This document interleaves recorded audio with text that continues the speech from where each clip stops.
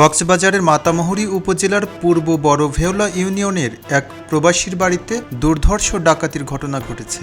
এ সময় ওই বাড়ির মা ও তার স্কুল পড়ুয়া কন্যাকে সংঘবদ্ধ ধর্ষণের অভিযোগ পাওয়া গেছে।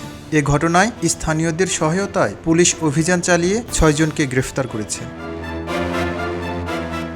স্থানীয় ও পুলিশ সূত্রে জানা গেছে, ঘটনার রাতে ৮ থেকে ১০ জনের একটি সশস্ত্র ডাকাত দল প্রবাসীর বাড়ির জানালার গ্রিল কেটে ভেতরে প্রবেশ করে। ডাকাতরা পরিবারের সদস্যদের অস্ত্রের মুখে জিম্মি করে নগদ টাকা, স্বর্ণালংকার সহ মূল্যবান মালামাল লুট করে। লুটপাট শেষে এক পর্যায়ে বাড়িতে থাকা প্রবাসীর স্ত্রী ও তার স্কুল পড়ুয়া কন্যাকে সংঘবদ্ধভাবে ধর্ষণ করে।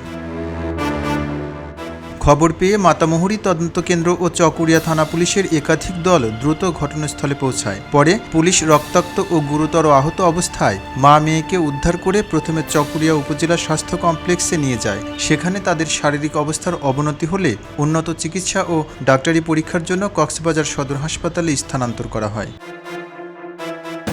ভুক্তভোগী কিশোরীর মামা সাইদুল ইসলাম মারুফ জানান, তার ভাগ্নির অবস্থা বর্তমানে আশঙ্কাজনক। গ্রিল কেটে ঢুকে আমার বোনকে প্রথমে বেঁধে ফেলছে। আমার বোন যতটুকু বলছে, বেঁধে ফেলার পরে আমার বোনকে বন্দুক দিয়ে বাড়ি দিচ্ছে বলে একবার বন্দুক দিয়ে বাড়ি দেওয়ার পরে হুমকি টুমকি দিচ্ছে আমার বোনকে বেঁধে।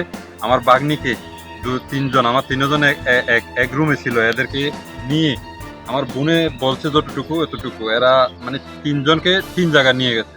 2 জনকে নির্যাতন করছে ফাঁসাবি, এরা প্রায় 7-8 জন, বাকিগুলো বাহিরে ছিল।